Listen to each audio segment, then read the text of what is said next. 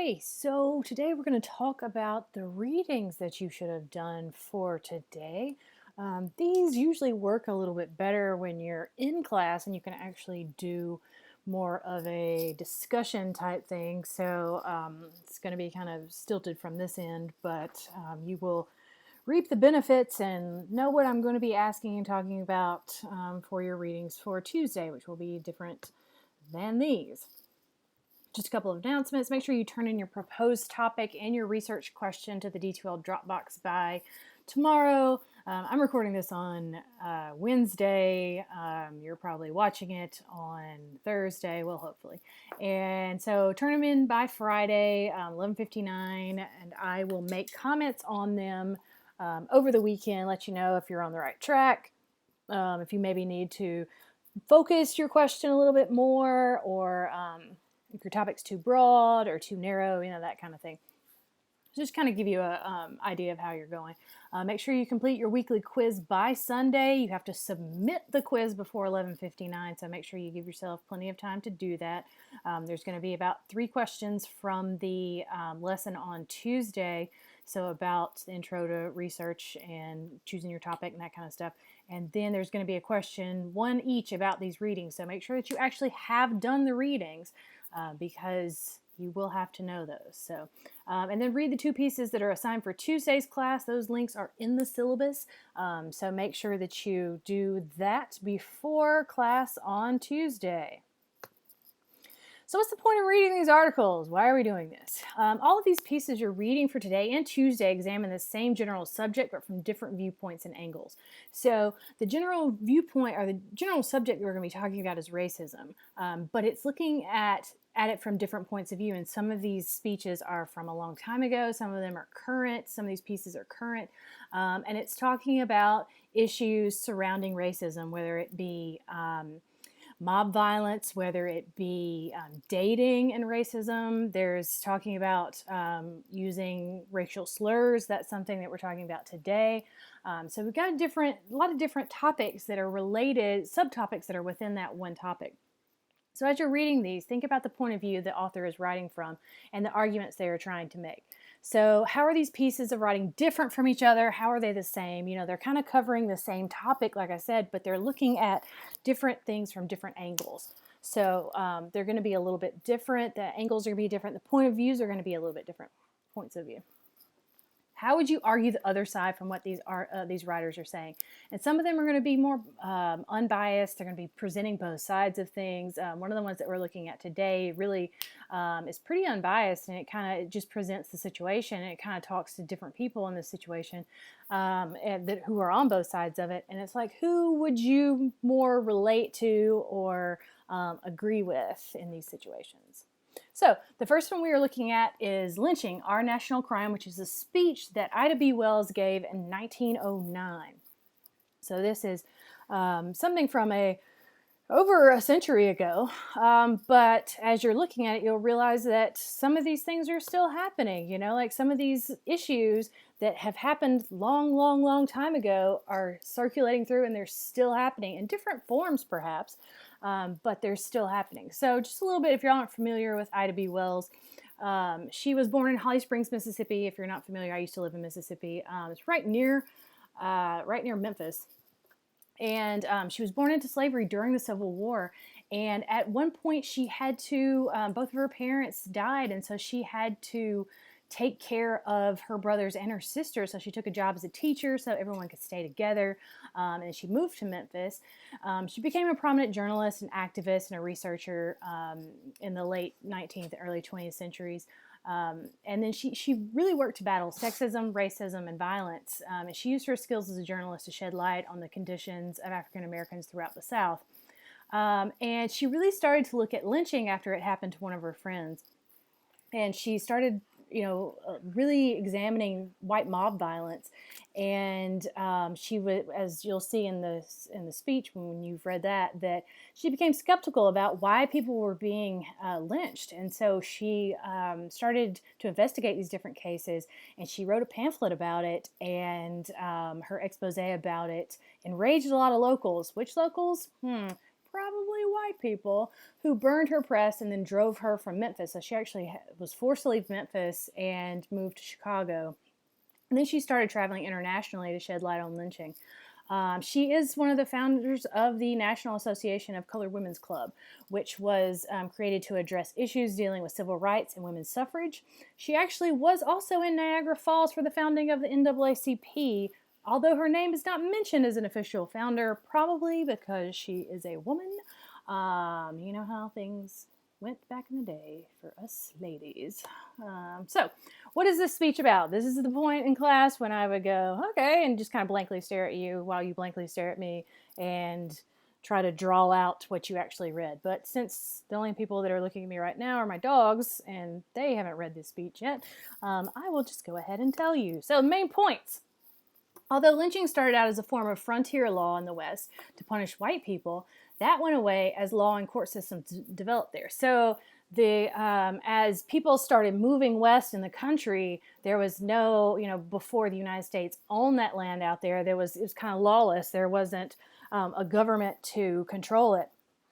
So people kind of took the law into their own hands, but then the government spread, as we got more territory, the government started taking over and they started taking over the law, and it went away as far as a way to punish white people, and it became a way to exhibit violence against people of color in the South, especially with white supremacist groups. That was, you're thinking about the Ku Klux Klan and groups like that, that she mentions in there, that was specifically what they chose to do to exact, I won't say revenge because they did it against innocent people that didn't do anything, but to exact their supremacist ideals, to show other people that they didn't think that people of color deserved the same rights that they did. So mob murder was initially used to suppress black voters, but it continued as a form of racist violence that killed men, women, and children. And there's some examples in there. They also go through, and there is a list of, if you read the speech, of the different numbers of people who were killed and the crimes that they, quote unquote crimes, that they were punished for. And sometimes it said like there was just no reason, or they were rude to a woman, or, there were just these little things that they were really just using as excuses to say, okay, we just want to kill these people. So we're just going to come up with any reason that we can to do this. One of the excuses was protecting women. So there was a white woman at one point who accused a black man of assaulting her, and that enraged a group of people, and they went down to the jail and they tried to find that guy, and they couldn't, so they just lynched two innocent black men, just kind of in retaliation. And then at the end, she came back and she said, actually, I was lying. That didn't really happen. But that didn't bring those two men back to life. It wasn't even the men that she accused that was killed. So, it was just a way to kind of like a scapegoat sort of thing that was like just to show power and violence pretty much.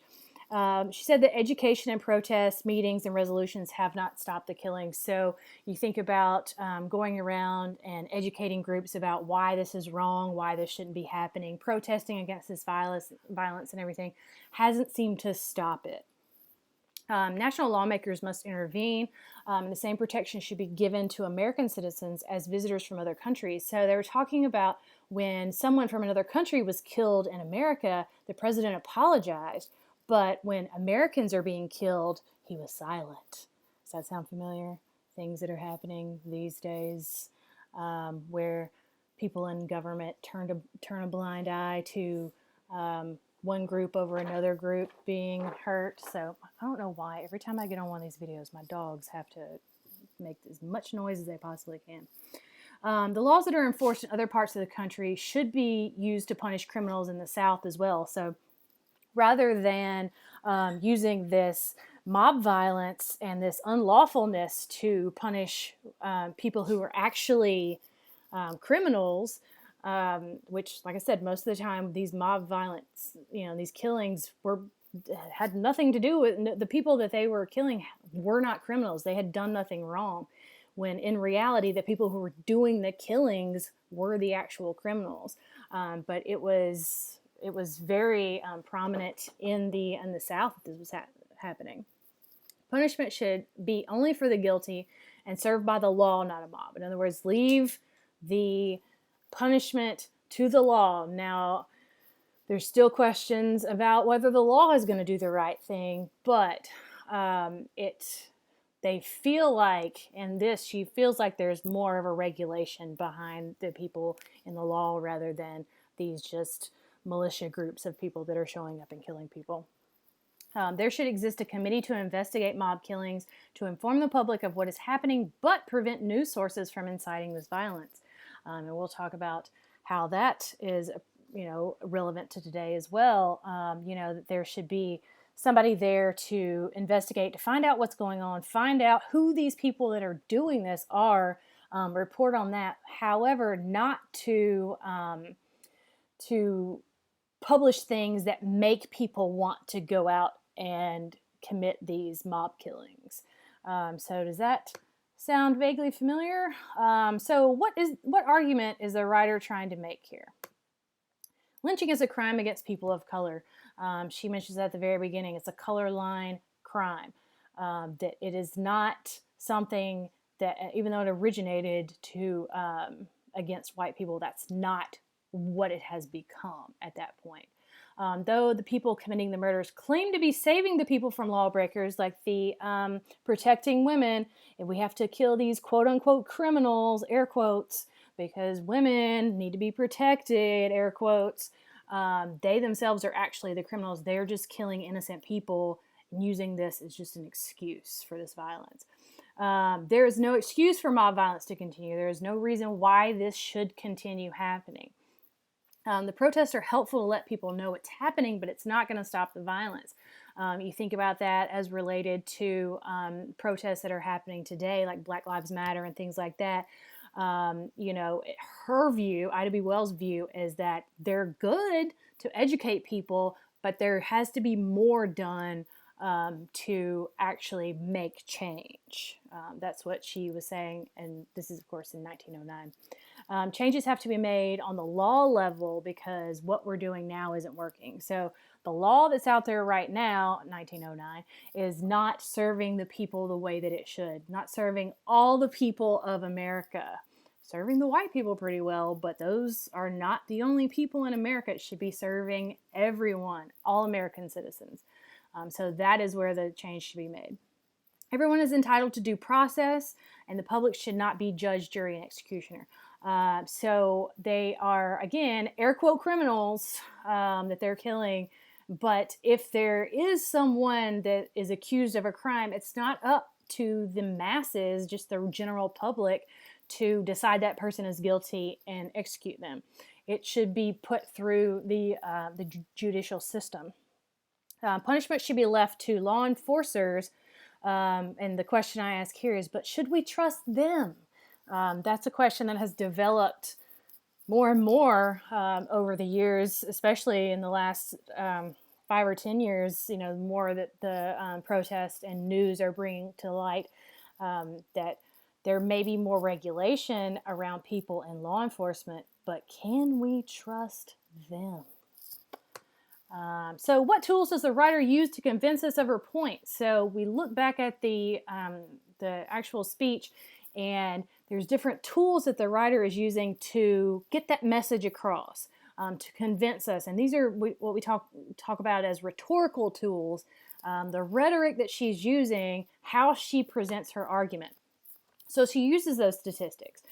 She gives us a list of all the different numbers of people killed and how they were killed and why, all these ridiculous reasons that they've come up with. Appeals to emotion. Her speech makes you feel something. You're just reading it, you're not hearing it, so that might be something different. But, and I don't really, the computer just chose this. This is not exactly the emotion you're feeling while you're reading the speech, but that's just what popped up. But her words make you feel something. She's using real life scenarios and stories. She's giving us these are people, these are the people this is happening to. These are, they're not just, random things that are happening. These are real life people.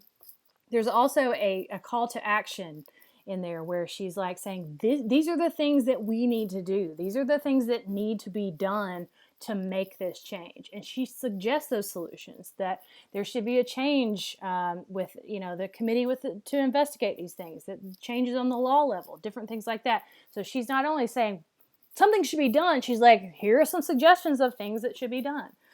So these are tools that you can use in your paper when you're trying to convince your reader of your argument. Using these different tools to evoke emotion and to really convince the reader of your thesis.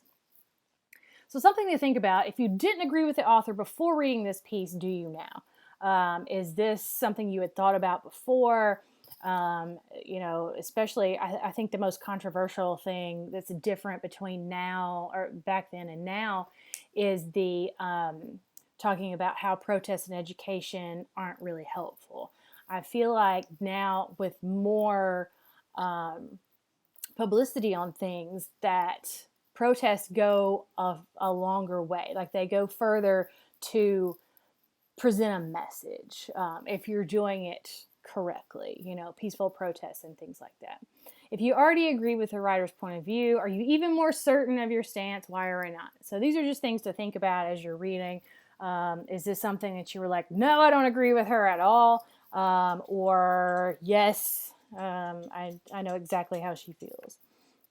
So how is this topic timely today? Again, this speech is from 1909. How does this still apply today? Mob violence against people of color is still a thing. This is not an issue that just ended. These things still happen. White supremacist groups are still exacting violence against people of color. They're hiding behind different politicians and different groups and things like that, but they're still there, and these things are still happening. Violence is still being used to suppress minority voters. Stacey Abrams did so much and made so many strides as far as getting minority voters signed up to vote in this election. And we see how that completely changed the vote in Georgia. But there was so much that had been done, not just violence, but just taking away voting stations and taking away transportation and making different regulations, dropping people from the voting register, things like that, that are being done to suppress that minority vote, so that that certain lawmakers can get their way, quote unquote, because the people that would vote against them aren't able to vote. The country protects and apologizes to foreign citizens before it does the same for American citizens. This is something we can think about. When there was the recent budget that came out where we were sending aid to all these foreign countries, and then each one of us got $600. Why do the people from other countries mean so much more? Why do we give them so much money when it could help so many people in America? Things that I think my dog's having an asthma attack. Newspapers inciting violence, kind of the same as social media inciting violence. We talk about, all these people have been banned from Twitter and YouTube and all these things now because, people are literally threatening to kill other people on social media. And so, it's not as much. You used to, you got all your news from newspapers. You actually had to get a piece of paper and it was printed out on there. Social media is being used now. So see how that kind of just transfers to a new medium, but it's still there. All right. So the other article is from the New York Times, and it's called "A Racial Slur, a Viral Video, and a Reckoning." Dan Lemon wrote it, and it happened to pop up on my New York Times app on the 26th, and I read it, and I was like, oh, I have to use this article. So here we go. What's this article about? Blankly stare at you while you try and answer my question. So here are some of the main points. Article is set in a southern town named for a racist general that fought against desegregation. So I believe it was Leesburg, Virginia, where there were people at certain times there that they wanted segregation. They fought for it. They thought that races should be separate. And that tells you a lot about history in the South and how different people, you've got probably ancestors of the same people from the past still living there that these things, they still have the same mindset as their ancestors. A student who was fed up with the casual use of racial slurs around his school distributed a video of a student using one, and it went viral. So he received this video of a girl using her racial slur, and he saved it. He was like, I can use this. And so, because, as they mentioned several times in this article, there were a lot of people complaining about the racist behavior, the racist things that people were saying, and the school just kind of did nothing. They weren't punishing people. They weren't doing anything to change that hostile environment. A student who said the slur later posted about supporting the Black Lives Matter movement. And so the guy who got the video was like, really? You use this slur, but now you're saying that you support Black Lives Matter? Like, your behavior in two different times is, very contradictory. So the student who spread the video wanted to release it again when it would do the most damage, and he has no regrets about that. So he waited until she had chosen a school. She was set to go. She was on the cheer squad. And then he was like, look what she said. And then all of these consequences started coming down. In the wake of the killing of George Floyd and other deaths, social media has been used to hold people accountable for their racist behavior, leading to consequences for many people. So a lot of people have had things that they have said or done in the past brought back up and goes viral on social media, and everybody finds out about it. So they've had this behavior in the past, and now it's coming back, and they're reaping those consequences from it. So bringing to light racist comments and behavior that many students of color have faced for a long time, even when schools think they're being supportive. One of the examples they use is that particular school did something called an Underground Railroad game in their PE class. So they were turning something that was used to save slaves during the Civil War. It was very important, and they're making a game out of it. And probably in their mind, they're like, look, it's for Black History Month or something like that. They think that they're doing something that's being supportive when really they're being racist. That they are turning something that is an important part of history into a game. Some more main points. In the mostly white school system, students of color had reported a hostile learning environment due to racial slurs and other behavior. But again, nothing was really being done about it. Many of the schools allow the behavior by hiding behind free speech and actions taken on social media away from school. One of the excuses that the principal said was, oh, everyone has free speech. They can say whatever they want. And like, these things happened off school grounds. So there's nothing that we can do to punish it. So that was their excuse to, kind of throw their hands in the air and say, it doesn't have to do with me because it didn't happen here. Student who used the slur in the video claimed she didn't understand the history of the word because of her age. She claimed she was too young to understand. I think she was 15 when she said it. That she didn't really understand the history of it and why she shouldn't say that. And because of music that everyone listened to, she thought it was okay. Excuses. Student understands that now many people who didn't know her before will only see her through the eyes of that video. As they say, you never get a second chance to make a first impression, and she's regretting that being her first impression on a lot of people. But that's, you do something like that and you're going to reap those consequences.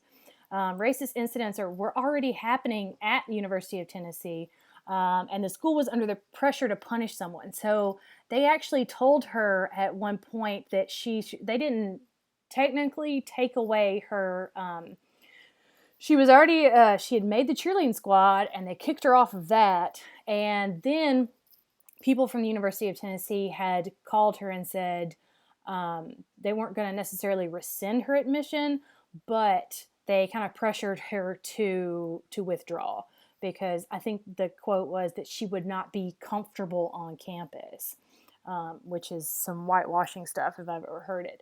That they're already having issues with students on campus doing racist things, and it said something about there's more of an issue, or it's harder to punish or expel students who are already in school for doing these things rather than not letting someone start in the first place. But not being comfortable on campus is something that I was kind of shocked to read. Instead of, we don't want you here, they turned it around and said, you just won't, they'll just be mean to you, so you should pick something else, which I think sounds kind of ridiculous.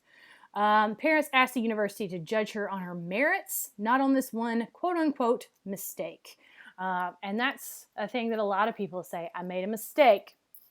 And that's something that you can think about in your papers if you want to examine, should somebody be judged on one incident? If they've learned from it, if they say they've learned from it, should it be considered one mistake? Should that behavior affect them because, hey, they did it, you did these things, so you are going to have these consequences. The student believes the video caused people to judge her and, quote unquote, twist the truth to ruin her life. So very much playing the victim there, that she did this, but everybody else is mean to her because she did it. But again, face the music when you do things like this. So what argument is the writer trying to make? So it's important to recognize and punish racist behavior. Free speech shouldn't be used to hurt someone. So again, they're coming like hiding behind this free speech thing when it's like, there's such thing as libel and slander that people get, they get court cases brought against, they get sued for these things. So free speech isn't technically free for everybody. They say free speech doesn't extend to, you can't yell the word fire in a crowded movie theater or something that causes, a stampede, that kind of thing. That's against the law. So what is the line for free speech? People can't hide behind racist mistakes, quote unquote, again, they make due to excuses of ignorance or age. So when I was a paralegal, one of the things that we used to talk about is ignorance of the law is no excuse. If I'm driving 80 miles an hour in a 45 and I get pulled over and I say, I didn't see the sign. Does that mean I'm not going to get a ticket? No, I'm still going to get a ticket. So not knowing is not an excuse. So if you do these things, again, those consequences can still come around. Many people have hidden behind white privilege in the past to avoid being punished for racist words and actions. And they discuss in there about white privilege, about how, not knowing the history behind these words is white privilege. You have never been hurt by these words because you are not part of the group that they were used to hurt. Should these situations be used to educate or punish or both? So that was one of the things that, at the end he said something about, I've taught somebody a lesson. So should these situations be used to go, okay, here's your lesson, possibly consequences, but it's more about the lesson, or is it more about the consequences? So again, something to kind of think about when you're writing your papers. Think about, that's just another situation to think about. So what tools did the writer use to convince us of the point? Appeals to emotion. I'm sure if you're like me, when you were reading it, you were getting pissed off at different places. And you're like, really? People actually did this and said this and thought this. Using those real life examples. Going through the time when they're saying like, this is the thing that happened to her, and this is what happens, and these are her consequences. Discussions with experts. They talked about reports that they had done. They talked about different things that happened within the school system. They had those statistics and reports. They do address both sides of the argument because they are talking to both sides, and they're not really saying which side they believe in more. Or who they back more. They're just talking. They talk to one person who says, I did this, I don't regret it, I released this video, I taught this person a lesson, and maybe they'll think, next time before they say something like that, versus the other person, I did this, it was quote unquote mistake, and now, people are judging me, and I'm sad about it, and I think that it should go away. So it's really presenting both sides of that argument, but not really saying for sure one way or another which side they lean towards. And that's more when you come to journalism. Those are the things that you are presented with is more of, that unbiased journalism where it's like, these are all the sides to the argument and the reader can decide. And that's what you're going to use as examples in your research paper. but then you're going to use parts of it to support, you're going to make it clear which side you're on. So you're going to be more persuasive about, okay, this is what should happen versus this, I'm on this person's side over this person's side. And again, think about which person do you agree with in this piece? What do you think should have happened? Who did you side with in this piece? So how is this topic timely today? I mean, this is from December. It was last month. So we talk about cancel culture. It takes one video, it takes one picture, it takes one quote, and people can be canceled. They can lose so much. And is that a good thing or a bad thing? Is that something, should people be judged by one thing, or should they, does it just take one thing, one quote unquote mistake to ruin their lives? Should it be? Something to think about. People are being held accountable for their behavior that maybe once was hidden.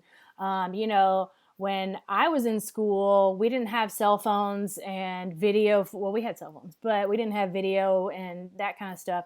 And so if somebody were to do something like this, there wouldn't necessarily be a video of it. Somebody might, the gossip may spread, oh, I saw this person do this. But that could always be refuted and say, no, that didn't really happen. But when you have video proof, or you have something on social media, screenshot, things like that, then it's hard to deny when something happens. So things are coming to light that happened in the past that, looking back on old tweets, people, are getting fired from jobs, and they're getting dropped from movies, and they're, getting all these consequences from things they may have said or tweeted a long time ago. Is that okay? If they've learned since then, okay, that's not what I should say or do. Should they have learned their lesson, or should they be facing these consequences now? In a time when people post everything on the internet, there are serious consequences to doing something unlawful or offensive when the evidence is everywhere. Think about the Capitol riots. They are arresting the people because people were posting all this on, they were on Facebook Live, and they were on social media, and they were showing themselves in the Capitol, and they're going and they're arresting these people. Some of them aren't really, they're releasing them and doing some of that, which I don't agree with, but they are being arrested and facing consequences based on things that they are posting on social media. So this is a culture of, we have to post everything, picture it didn't happen, as they say. I don't know who that is, but I've heard people say that. Questions about what the outcome of these situations should be. Should it be education? Should it be punishment? Should it be a combination? Should the punishment be the education? Can someone who says things like this or does racist actions, can they be rehabilitated? Can their lives and their minds really be changed? Can they really learn from it? Or that seed of racism still going to be in there no matter what? So just different viewpoints to think about there. All right, so those are the two articles. Your assignments, again, complete your quiz by Sunday and turn in that proposed topic by Friday. So give me your topic and give me what you think your research question might be. Again, like we talked about in class earlier this week, might change a little bit, your question, but let's see what you've got so far and what you're thinking about studying. So if you have any questions about any of this, feel free to email me or contact me, however, and I will see you in class.